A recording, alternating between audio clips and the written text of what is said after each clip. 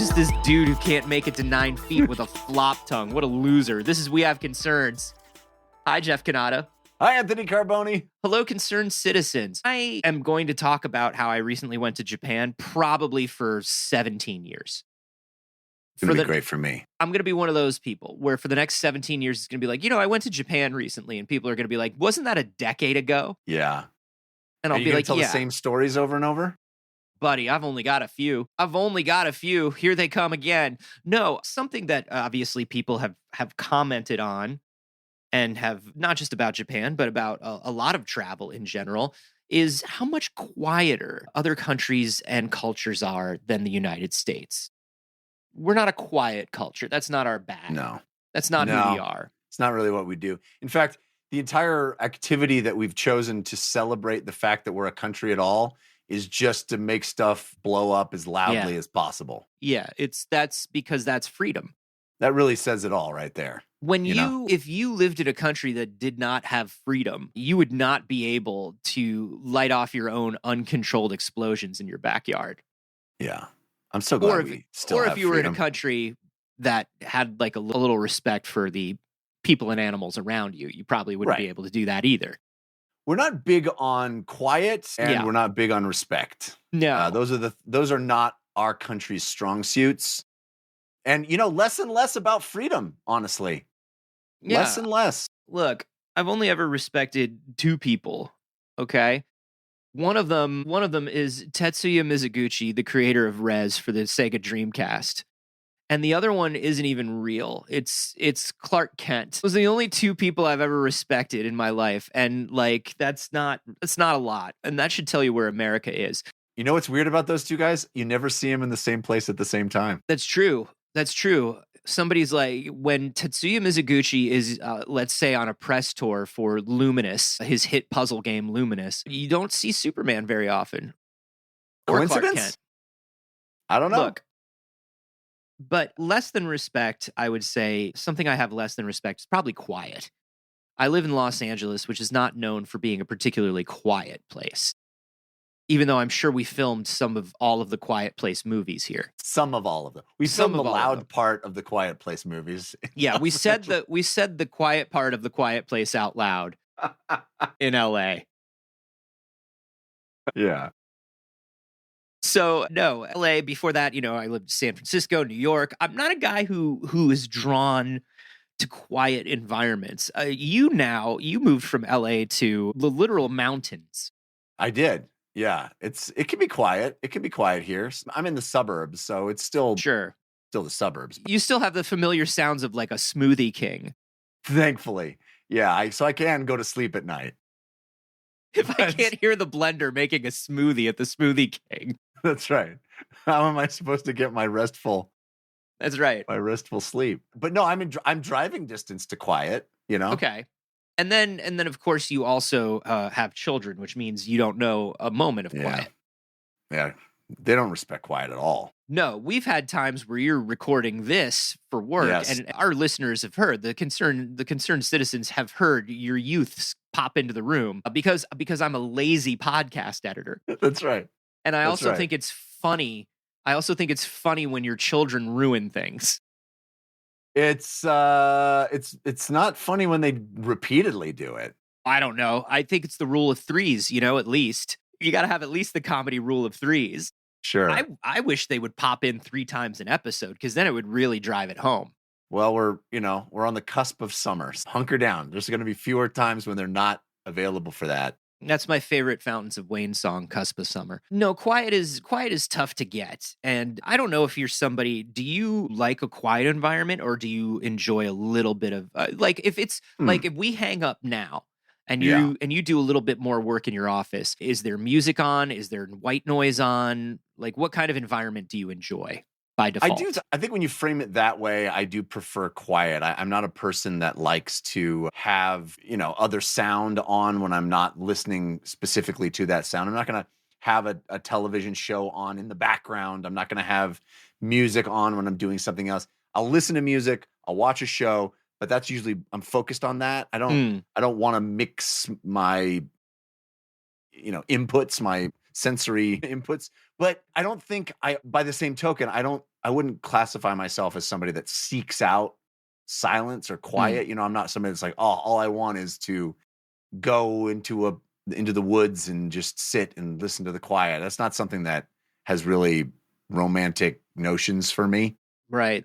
Right. Like an old Pogo comic where he's like hiking in the woods and it's like Right. ultritude, you know, All like we need is just a moment of zen, you know, hearing nothingness. That's Yeah. not something that I've ever been drawn to particularly. Yeah. That's interesting. I would say I'm about the same way. I have a bad time when audio mixes. Yeah. I have a bad time when I'm trying to do one thing and there's audio from another thing in the background. That's just kind of ADHD, I think. Yeah. But also, I am somebody who, it was funny. I remember I was riding in a car with somebody that I was in a relationship with, and we had driven about 5 minutes, and she looked at me and she went, "I just wanted to see." And it turns out you're just not going to do it. I was like, "What?" She's like, "You don't turn on music in the car by default."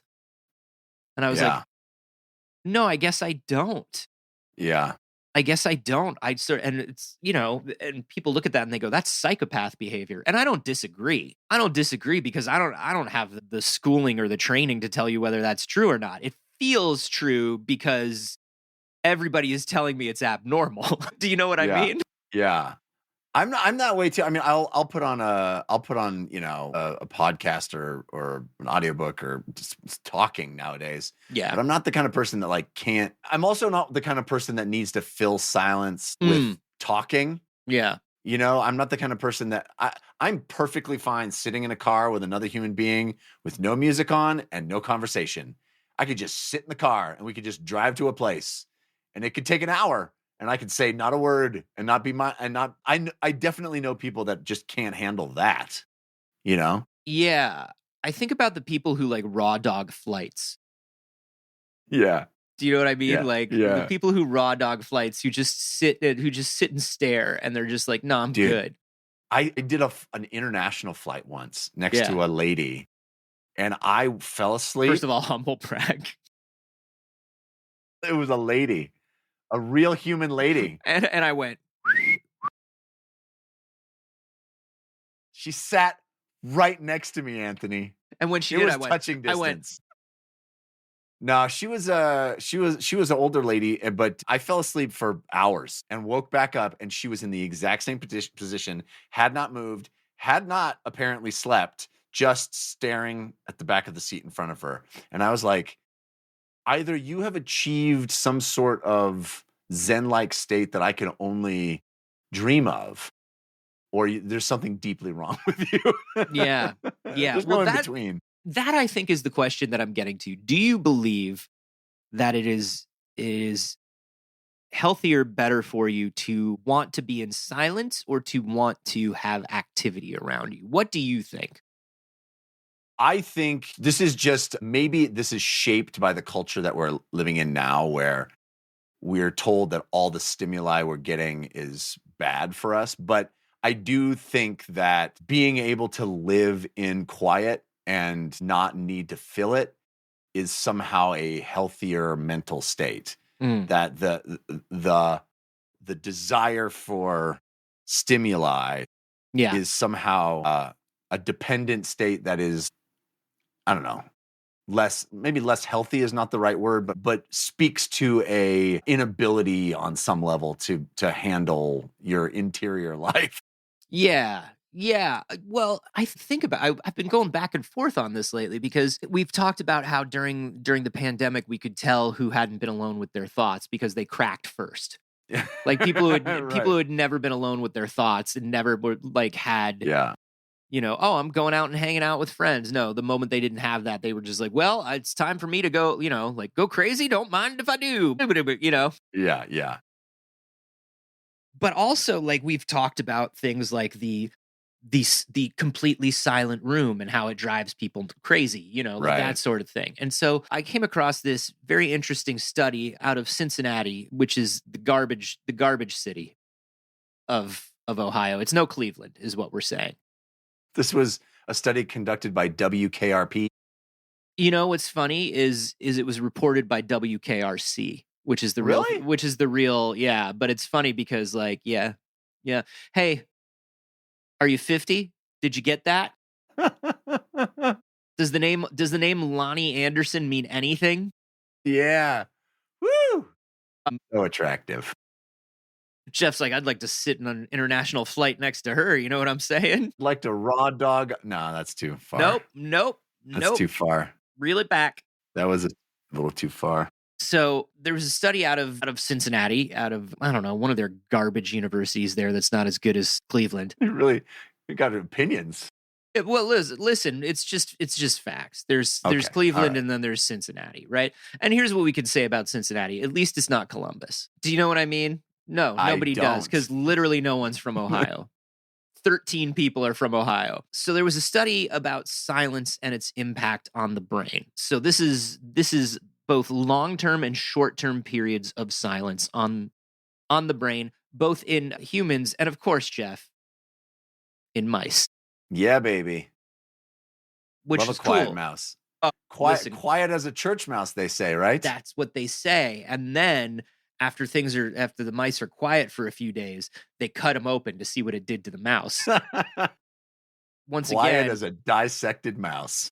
as always, pour one out for the mice, as we always do. Respect to the mice. This is a new study about silence and its impact on the brain. And after just 3 days of intentional silence, the brain begins to both physically and functionally rewire itself, creating changes that are comparable to months of meditation or cognitive training. This is why people go on those silence retreats. You know, there's those meditation retreats where you're there for 5 days or a week or whatever it is, and you can't speak, no one speaks, everybody's quiet. Did I find this study because I signed up for one of those recently? I don't know. Shut up. Wow. You doing it for real? I'm doing it for real. I've wanted to do it for years. Yeah. I've wanted to do it for years because I do feel like you can't shut up about it. That's I the know. problem. They won't let you in. the issue. Is this a silence place? Is this the silence place where everybody's silent? I'm here to be silent. Dude, I'm so stoked to be here. Do people ever get it mixed up with the movie? They filmed some of that movie, the loud parts of that movie near me. Did they shoot any of that here? No, I've looked into it for a while because I do think meditation is a helpful practice. I do think silence is a helpful practice, but I was kind of like, but is it? You know what I mean? Like, but is it?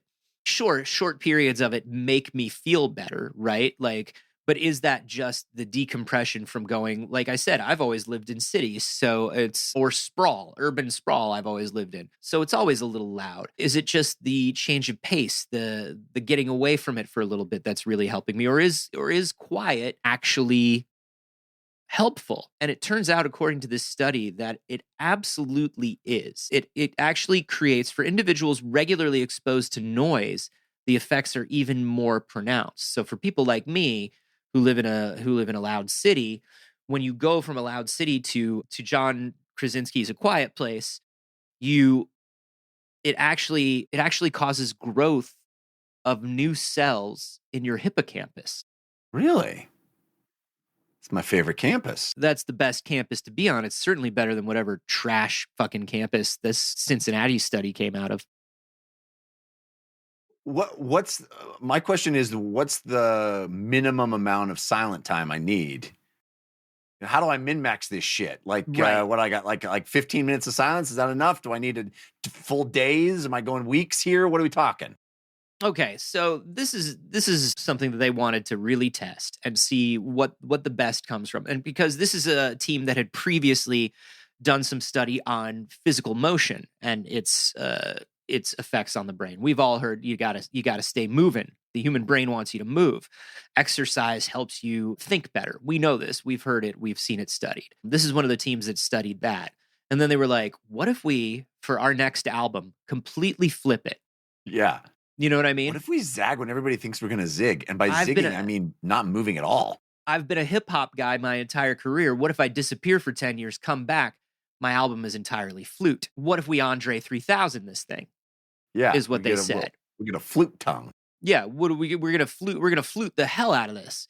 So they came back, and so the reason physical activity increases proliferation is that movement is basically a signal to evoke alertness required to meet cognitive demands, right? We're running from predators, baby. Here we go. Exactly. So as you're doing physical things, or even, even just working out in a gym, not running, the idea of like, hey, man, I got to be careful. This weight could crush me. You have to be alert, right? Yeah, right.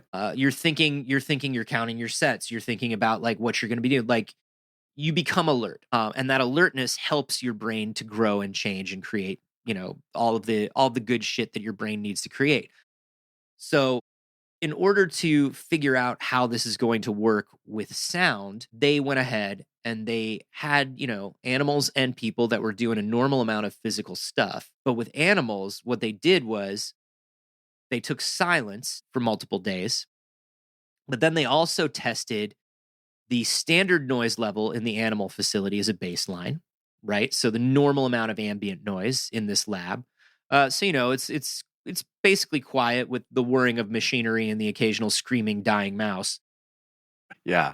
Yeah. These mice are so used to hearing their friends shouting and screaming and begging for help. They're desensitized, really. Lamenting the horrible things that are happening to their bodies at any given time. That's right. Yeah. It's a lot of noise in a mouse's life. Most of it, a real horror show. Real nightmare. So they did the standard noise level in the animal facility. Then they used white noise. They used pup calls, so calls from little baby mice. Jesus. They just like pumped in infants begging for help. Yeah. We're just going to make you listen to potential offspring just squealing in agony, begging for you to do literally anything. Wow, Yeah, how does that affect you? I don't know. I mean, are mice one of the do mice eat their young occasionally? Are they one of those? I've never heard of that. Are they one of those rodents? There are a lot of rodents that do. We had a hamster in my 6th grade science class that had a bunch of baby hamsters, and my teacher was like, "Yo, sign up if you ask your parents, have them sign this slip, and then you can sign up, and if there are enough hamsters, you'll get a hamster." And let me tell you something. When we all filled out the slips and brought it back, there were 7 hamsters. We came back with the slips. 7 kids were like, "Oh boy, I get a hamster." Nah, dog. 5 kids. 5 kids got hamsters. 5 kids and 1 very well-fed mama hamster. That's right. She looked at all 7 of those kids and she was like, "You two ain't people. You snack. You two look too delicious." Yeah, you look dumb and tasty. So nature is fucked. Beautiful? Yeah, no, beautiful. Sorry. Beautiful is probably what you were going to say. Yeah. So standard noise, then white noise, pup calls, and silence. And then in order to do noise that has no relevance to mice, they were like, well, all of these noises, like the ambient sound is what they're used to. The silence is, they understand silence, the pup calls, all this stuff. Mice get it. Mice get those. Do you know what mice don't get? Fucking Mozart. They just played Mozart for the mice? There's no reason for mice to have any connection to Mozart. So they just played a bunch of Mozart. Were the mice into it? The mice seemed fine with it, yeah. I'm not going to listen, it didn't. They're more of a Beethoven species? Yeah, they're just like, I don't know. Like, it's a little basic bitch. Do you got any Chopin? So after playing this, after using these different kind of soundscapes for 24 hours, all except for white noise, all the stimuli increased cell proliferation. So all of these environments caused new cells, except for the white noise. So were they into the Mozart? I don't know, but they were definitely trying to grok it. They were trying to wrap their head around it. You know what I mean? Yeah. They were like, I don't know if I understand the music theory behind this, but there's something here. There's something here is what they said. But here's what's up. After 7 days, only silence remained associated with increased numbers of cell proliferation. So in the short term, any stimuli will spark your brain. You're like, let's listen to this. Mm-hmm. But over longer periods, silence is the only thing that actually continues to motivate your brain to do something. It's like, I got no other stimuli, so let's work on something else. Is that kind of the idea? A bit, yeah. That's actually kind of it. It's without anything else to sort of go over, the brain has a little time to work on itself, to kind of to rearrange things, to figure things out, to kind of restructure. I mean, it's wild that the sort of cliche is scientifically true on a cellular level. Mm-hmm. It's like, oh, you just need a little me time, just need a little recharge the batteries, all those cliches about just like, oh yeah, just give yourself a break, let the brain get a little quiet time, a little me time. Your brain's like, yeah, no, that's not a metaphor. That's No, actually what I would like to do, please. hey, maybe like when you leave your phone on the table and you don't realize that it just keeps playing your Instagram story feed. That one? You ever pull that one for like 15 minutes and then after 15 minutes you go, "What is that noise? Oh shit. I'm cooked." The noise is me boiling. That's how cooked I am. The noise is actually coming from inside of my brain where Yeah. it's just Pop-Tart cat for like all day, every day. It's just meow, meow, meow, meow, meow, meow, meow. The brain rot. Well, Here's the thing, like basically emotionally, these benefits are significant, right? We're talking about the hippocampus. We're talking about parts of the brain that are about regulation. So after a few days of silence, the brain's emotional centers can communicate more efficiently, allowing people to better notice the early signs of emotional stress and respond with better clarity. Participants in the silent retreats reported steadier moods, fewer overreactions, and an increased resilience, with effects lasting for weeks after the silent period ended. huh. That's awesome. That's kind of neat, right? It's kind of what you hear with all these sort of new agey, self-helpy kind of, they're saying it in a different way, but it's cool that that's, Yeah, proven. they're saying it in the wrong way. They're getting it wrong. Yeah, but Like they know that something is happening, but they're just like, I don't know, man. Yeah. It's probably because of crystals and vibrations and yeah, it's because you bought my book. yeah. It's like when the new age people get a hold of quantum physics. It's like, don't let them. Yeah, Just don't bad let idea, them. Jeans. Yeah. But this is kind of cool because they also noticed in this study that silence can enhance sensory perception, improve vision, taste, smell, touch, all of which they confirmed with standardized testing. They think it comes from the brain reallocating resources. Cross-modal plasticity. Your brain it's got increased plasticity between different areas working together. Kind of dope. I mean, that seems like a Daredevil situation, right? It's a bit of a Daredevil situation. Yeah. It's Yeah. the one sense goes away and other senses maybe are compensate and try to give you a bit more information than they had previously. Yeah.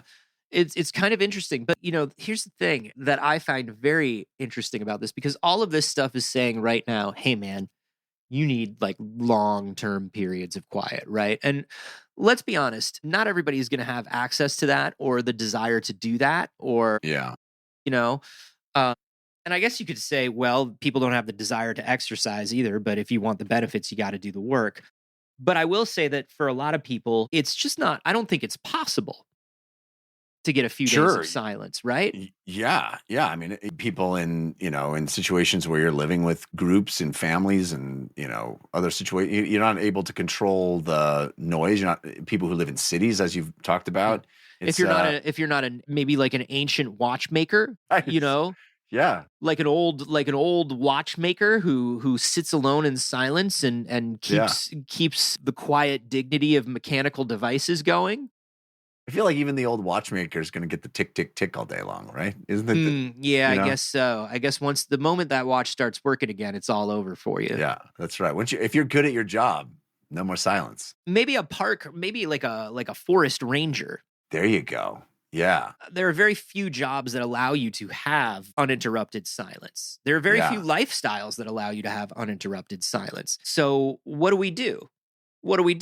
Well, it turns out, Jeff, that 2 hours of accumulated quiet a day, and you can space it out through mornings, through breaks, like it doesn't have to be all at once, is sufficient enough to produce measurable effects. Pretty great. I mean, 2 hours is a lot to ask still, I think, for a lot of people. Well, don't leave your Instagram feed going. How am I going to hear that little kitty cat? That's how I know. I'm like, ooh, I heard a kitty cat. I was doing something useful, but then I heard a kitty cat because I left the kitty cat machine running. What's over there? What's going on with that? Sometimes sometimes it's a kitty cat, sometimes it's a weird dance, sometimes it's a funny joke. Oh yeah, I like a funny joke. Mhm. I like a person fall down. God, person fall down. I saw one. I saw one the other day that was amazing, and it was these guys cutting down a tree, and the tree for some reason like landed when they cut it right next to the stump and just kind of stuck itself into the ground. And the dude was like, "New tree." Like And it I was was like, parallel to the original yeah, tree. it just like parallel and like stuck in like this physically weirdly like it looked like a bad video game. And the guy Like was it like, didn't and the dude just it didn't want to go down. yeah, and the dude just calmly went, "Huh, new tree." That's good. That's And good I was like, Instagram. damn, I watched that like 100 times on TikTok. And here's the thing. Are they saying don't watch fun tree video? No, but maybe I could watch it 50 times instead of hundo. Yeah. But Yeah, what they're saying, carve out a little not fun tree video time. yeah, what they basically say is simple practices like starting the day without screens, taking short walks without earbuds, or Yeah. if you live in a city, take short walks with earbuds with the noise canceling on. But nothing coming out of them. Yeah, that's a little pro tip coming from me. That doesn't have anything to do with the study. That's so here's the other thing but where people say it's psychopath behavior of me. Half the time I'm wearing earbuds, I'm also not listening to anything. I don't think there's anything wrong with that. I think that's just I love that. I think that's the noise canceling, fill your ear with quiet. I like that. I've always done it too from like the moment I owned like a portable music device in my life. I would just have the headphones in. And I think it was just me just being like, I'm just trying to normalize it. I don't want to hear anything. I'm just trying to stop people from talking to me. I don't necessarily need music playing. The advent of the earbud really helped you with that because before it was just hey, Anthony's walking around with that thing plugged into nothing. Mm-hmm. What's that about? And that now nobody asks because there's no wires. It's much nicer. I did have a period of time when I lived in New York where I was the guy with the giant headphones. Yeah. I was the guy walking down the street with the giant headphones on. Well, there was a very small window where that was possible, but weird. And now it's just everybody's got the giant earphones. It feels like now I see people jogging with over the ear earphones. And I'm like, what kind of maniac am I staring at right now? Dude, baby, if you're going to pay $500 for those AirPods Max, those hot girl headphones, you better get your hot girl headphone time in. You know what I mean? Yes. But do I want to sweat in them? Do I want my ear? Just awful. No, awful. Here's the thing. It's bad enough for me that earbuds go inside my ear when I sweat. That's something that I have to deal with every day of my life. And listen, am I going to say that I've got it tough? Yes, I am. Because it's gross, baby. And the cleaning off of the ear tips, Yeah. is gross to me. Sure. Hey, listen, I don't know if you knew this about me, but I recently went to Japan and I went to one of the public baths and I soaked in a Sento for hours. And let me tell you something, man. And this is, hey, get ready, concerned citizens, because here comes the TMI. There's something about that mineral water when you're soaking in it. I had no idea. Like there was wax coming out of my ears at the end of the day. All right. That I was just like, and it was weird wax. It had like a weird texture to it. Like I was like, what is this? It's weird. It's not normal. I think it was the deep wax. So you're saying the Sento pulled that out of you or the Sento put that into you and then it came out later? No, I think the Sento pulled it out of me. I think what we were getting the primordial wax. The wax like that had maybe been there for my whole life. I don't know. You got like an ear high colonic. Yeah, it was very strange. But that's what I think about when I think about earbuds. I think earbuds are just pushing it deeper in. Yeah, earbuds are gross, but they're a gross that I deal with. Do you know what I mean? Yeah, well, you're very strong that way. Well, yeah, I do have a resilience to me. That's what people say. Not all heroes wear capes. Some wear deep inset earbuds. people have sort of compared me to like an Amelia Earhart with my perseverance. And the desire to not see you ever again. Right. And the fact that I will one day disappear into the Bermuda Triangle voluntarily. Wait, here's this kind of relates to your bath story. Yeah. I feel like maybe we've touched upon this at some point in our decade of doing this show. 17 and a half years or whatever it is. This feels like this relates very strongly to that experience that we've all had of doing our best thinking in the shower. You know what I mean? A bit. But that's like white noise. Yes, but I do think it's the closest that we all get daily to just having no inputs, right? Having no outside stimuli. It's quiet in the sense of quieting the mind. Maybe not actually silent, because it does have that, the whoosh of the water as you're talking about, but there's a quietude to the mind that lets you have the brain goes, oh gosh, I have an opportunity to actually do some thinking instead of constantly dealing with all of the things that I'm being bombarded with.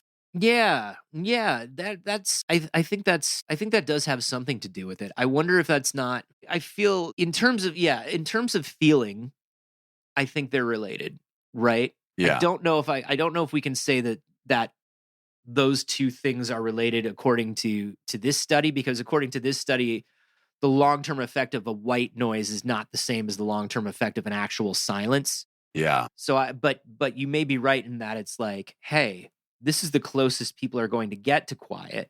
And like this study says, for the first 24 hours or whatever, just having that white noise can help.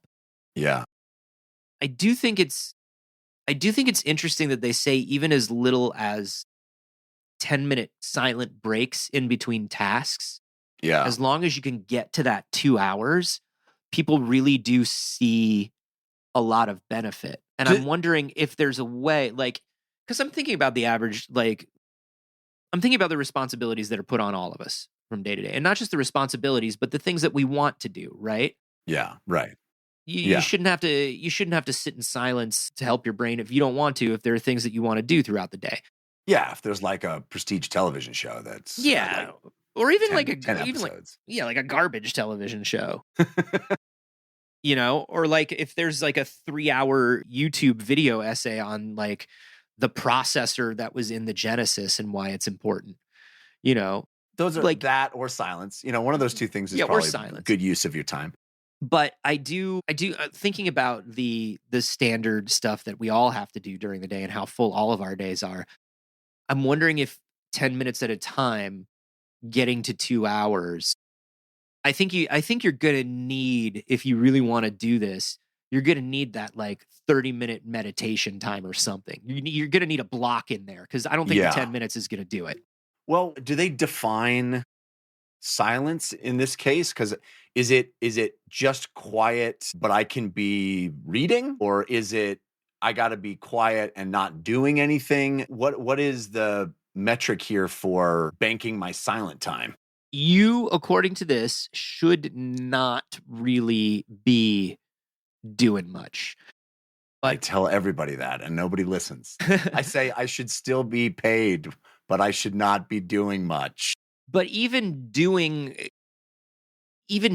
stuff, even doing things that you need to be doing in a silent environment can help. But like clean the house, but don't listen to anything while you do it.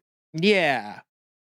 Sort of. Yeah. I mean, they do say that the best way to do this is to literally just kind of sit in silence for a bit. But I think they're just talking about meditation now, Yeah, I mean, they really are. Meditate, bro.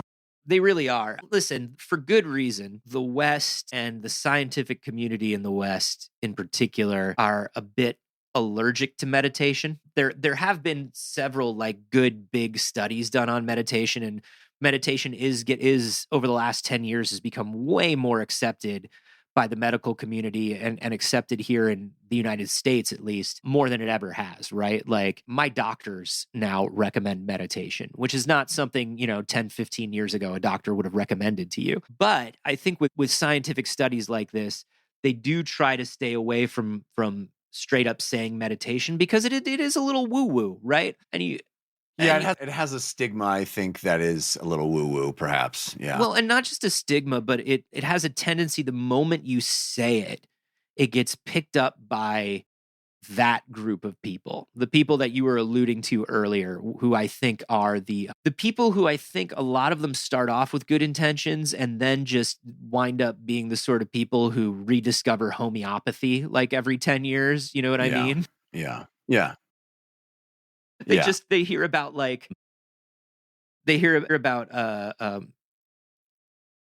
immersion therapy, and they go, oh, well, you should probably just drink a little bit of mercury. Like those sort of people. Yeah. Or the people that tend to take these things when they mention meditation or any sort of practice that could be new age, that could be spiritual, that could be monetized. The second it's mentioned in a study, people tend to like grab those studies and exaggerate them. Yeah. So like maybe they were worried. Maybe the scientific and the academic community are a little worried about that too. They don't want to seem woo-woo, and they don't want to give ammunition to the woo-woo. Right. Yeah. And I get that as somebody who lives in the center of the woo-woo. Yeah, you're at ground zero of woo-woo. Oh, we're wooing, baby. It's almost 3 woos now. It's not just woo-woo. It's almost like woo-woo-woo.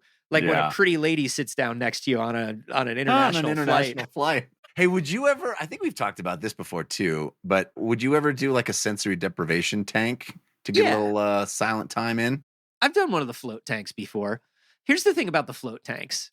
They're not really sensory deprivation because you're floating in water and you can feel the water. Yeah. You can hear the water kind of doing a little bit of splooshin. Yeah. You can sort of smell like the water. It's not true sensory deprivation. And I'm just going to go ahead and say it. People who can't handle it are babies. Okay. I just never done it. I'd be into it, but I've never, I mean, I don't want to get all Rogan on us, but I think there is a contingent of woo-woo associated with that stuff. But I think that's connected to this, right? Yeah. What is the float tank but the shower of the mind? Read all of these observations and more in Anthony's new self-help book entitled Woo Woo Woo. Yes, we did it 3 times. Yeah, but I'm telling you, you're talking about like the shower being the place where like these thoughts pop in. I do think the float tank, when the float tank became a thing that everybody was talking about, and we had friends here in LA that just couldn't shut up about the float tank. I thought the same thing. I thought like, wow, you've just never been alone with your thoughts for 30 minutes. You've never been in quiet for 30 minutes. You've avoided it for so long. And in that way, I do think the float tank is kind of exactly what they're talking about here. If you can't find, because this is the other thing. I think the biggest obstacle people have to spending time in quiet is the fact that everything they could do is around. That's it's right. around. Yes. I got shit to do. Honestly, this is the same problem that a lot of people have just getting to sleep at night, right? All I'm supposed to do right now is lay in bed and go to sleep. But there's 400 things around me that I forgot to do. I got to remember that for tomorrow. I didn't get the eggs at the store. Whatever it is. Yeah. It all comes rushing back in that moment, and it becomes the opposite of quiet internally. Yeah, and I think that's the thing is I think the reason the float tank worked for people, the reason sort of taking meditation classes and things like that work for people is the same reason the gym works. It's a place that you go with a certain amount of time put aside to do nothing but this thing that you refuse to give yourself time for. Singular function location. Yes. You give yourself no alternative. But it's like I've cited this before. Terry Crews used to say, like, even if you don't feel like working out, go to the gym and sit and read a book. Get it in your head that this is gym time. Because what you'll find is you'll sit there and you'll read the book for 5 minutes and you'll be like, well, as long as I'm at the gym. Right. And so I think that's what the float tank did for people, or what like meditation classes do for people, is it's like, if you know that the modern world is not going to give you that 2 hours, or you're not going to allow yourself that 2 hours, where do you go and what do you do to give yourself that time that clearly, Like they're saying over time, this could be helpful for emotional issues, but also for things like dementia, things that are real concerns as we get older, right? Yeah. Yeah. Because we're not giving ourselves this quiet time that our brain needs, you know? I don't even sleep with quiet. You know what I Yeah. mean? Like I've usually got a podcast or YouTube going. There's a sleep timer turned on, so like by the time I'm asleep for a little while, like the thing turns off. But like I'm definitely not getting full optimal sleep, right? Because I've told you I dream about the podcasts I'm listening to, which means I'm probably not asleep deep enough. Yeah. Yeah. But on the positive note, you've had some sick Rogan dreams. Dude, the sickest Rogan dreams. In my dreams, I'm so stupid. In my dreams, But so sure about everything you say. God, just the biggest, surest idiot in the world. I've never like, and there's something beautiful about. Honestly, am I a man dreaming I'm a butterfly, or a butterfly dreaming I'm just toxically sure of myself? We'll never be able to really know. That's right. There is something beautiful to having a dream where you're just stupid and self-assured. I think they should run a study on that. Yeah, they really should. You know what I mean? What's it like to be stupid and self-assured? That must do something for you. This is an issue that I've actually felt a little worry about, because since I had kids, ever since they were born, my daughters especially, to a lesser extent my son, but both of them, we have put white noise machines in their room to have them sleep. Mm. I was never raised with that. I never had a white noise machine my whole life, but I don't even know if they had them at that point. But my daughter has literally never slept without a white noise machine, right? That's Yeah. just part of her normal existence from birth. I worry about it. I worry that we're sort of like, is that an unhealthy dependence that we're creating? Is that now, in light of this study, is that sort of stealing away some silence that she needs? I wonder if that is a, not optimal situation to have.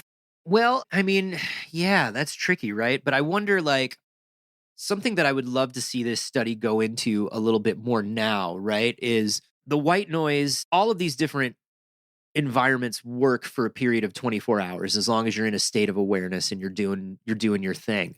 I wonder if just swapping these environments up and keeping them novel is enough, right? So That's interesting. Yeah. in the case of your kid's out in the world all day and then white noise at night. Well, that's 8 hours of a different environment. So is that enough? You know what I mean? That's something that I would love to see this study go into. And obviously, that's a little more granular than they were dealing with here. They just wanted to see what silence would do. I'll say this. There was a period a year or two ago where I retrained myself to sleep without any media playing or any noise. I don't know. It's weird because, I do have ceiling projector, which I love. Yes. Ceiling projector is the greatest invention that was ever made. I have seen a few people on the Discord and in social media have shown me their ceiling projectors. Yeah. Oh yeah. We went into it deep right after you got yours, and you were, again, it was like Japan. You wouldn't shut up. Yeah, because it's good, actually. It's actually very good. The ceiling projector is the optimal way to take in media.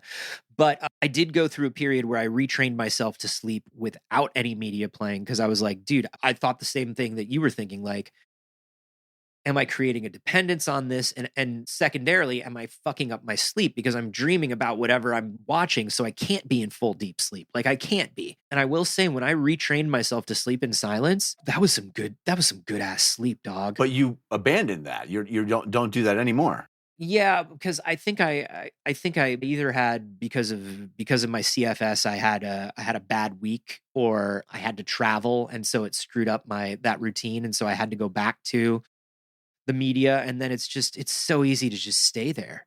Yeah. So easy to stay in the infinite scroll slop of good YouTube essays or podcasts or whatnot, Yeah.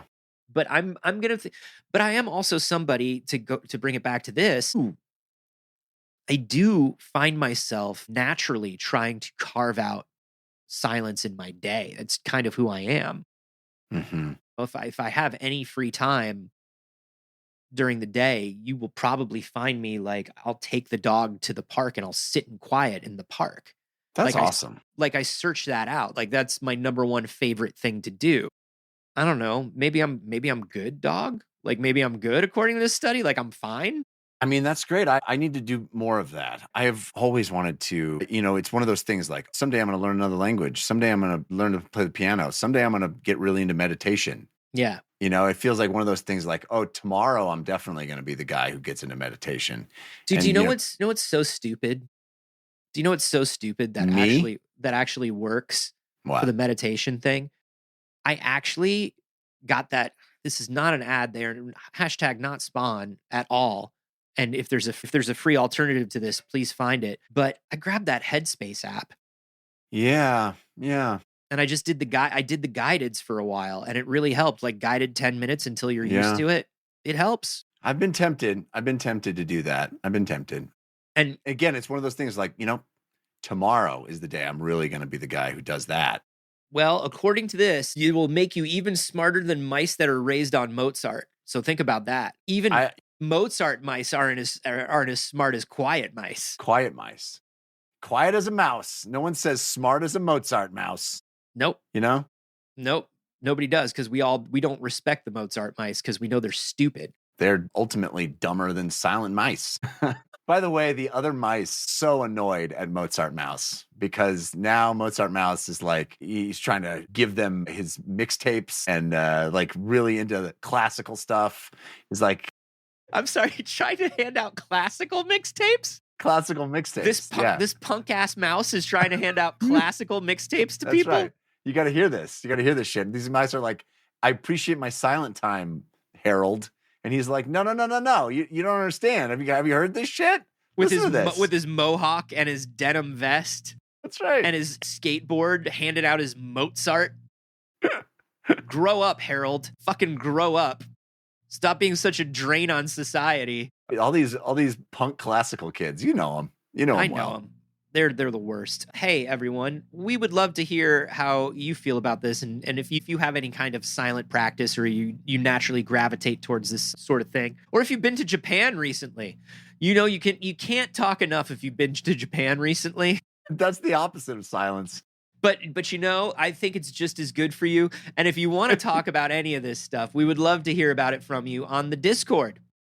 That is the coolest place where the coolest cools hang out. All you got to do is sign up to be a patron of ours at patreon.com/wehaveconcerns. We'll give you access to that Discord for as low as $1 per month. It's almost nothing. And it gets you access to all the cool combos. If you have more than $1 per month to send our way to keep this show going, because it brings value to your life, it ends the silence for you, well, then you get some cooler stuff. And all of that is outlined at patreon.com/wehaveconcerns. Yeah, and I forgot to say that in the results of this study, they did say that silence is best except for Jeff and Anthony. That's right. Thank you. I'm glad we didn't leave that out. That would have been a really big omission of That would have been science. very harmful. It's either silence or that if you like double best, Jeff and Anthony talking.